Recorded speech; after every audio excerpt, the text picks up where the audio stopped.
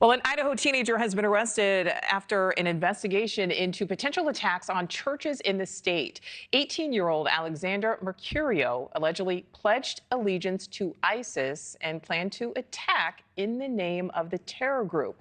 Now, his arrest comes as soccer fans across Europe are on high alert today after ISIS reportedly threatened attacks on 4 high-profile matches in London, Madrid, and Paris. So let's bring in now Mike Baker, a former CIA covert operations officer.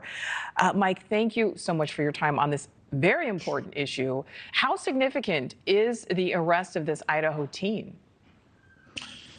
Well, whether he could have, carried out the plot that he had been, imagining and discussing is one thing, but it shows, it's very important in that it shows that while we're all, I guess, fatigued from the war on terror over the past 20 plus years, it still exists. It's out there, and it doesn't ever go away, frankly. That's the unfortunate reality of counterterrorism.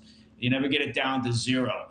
And so in terms of self-radicalization, this is a perfect example of how that works. This young man became self-radicalized and pledged his allegiance to ISIS. He had a significant plan in place to attack churches in the Coeur d'Alene area. I mean, it's unusual and will surprise a lot of people, particularly people who know this part of the country.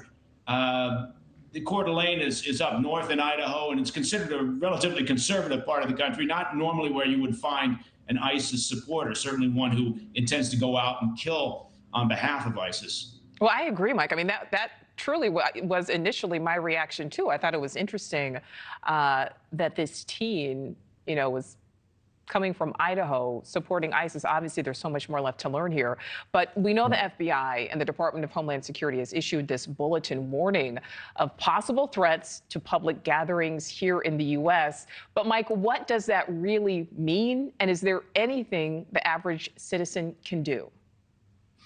Well, the difference between now and, say, 3 years ago is that ISIS and ISIS-K, which was responsible for the attack in Moscow recently that killed 143 people, was also responsible for the bombing in Iran at the Qasem Soleimani Memorial Service that killed 100 people. ISIS-K is a branch of ISIS, right? It's an affiliate of the parent company of ISIS.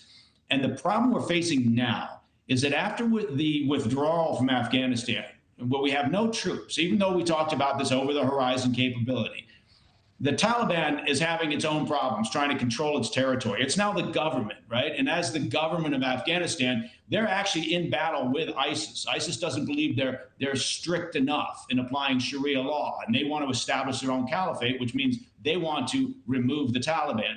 Taliban hasn't been able to control their own territory, so this has given an opportunity for ISIS and also for al-Qaeda to regroup, to have places, parts of the country. For ISIS, it's actually the eastern part of Afghanistan along the Pakistan border, where they're able to recruit and to plot and plan and train. All those things that years and years ago led to al-Qaeda being in a position to attack us on 9/11.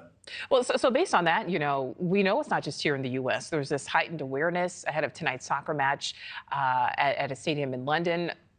Are we going to potentially see more attacks as we are seemingly seeing this resurgence within this terror group? Well, I hate to say this, but yes, is the short answer. And the reasons are well, there are multiple reasons, but in twofold in a sense.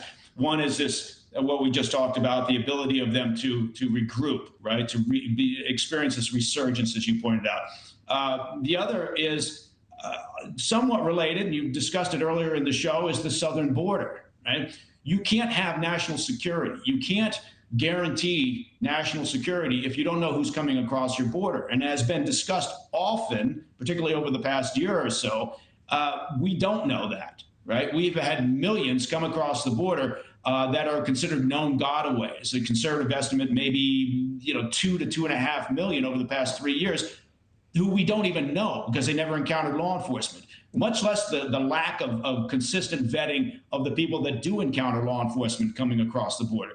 If you don't know that, then you would be insane to imagine that somehow your risk has been reduced or somehow is not increasing in terms of the potential for terrorism, because terrorist groups will take advantage of a porous border. Thank you for watching. Go to newsnationnow.com to find News Nation on your television provider. And don't forget to click the red subscribe button below to get more of News Nation's fact-driven, unbiased coverage.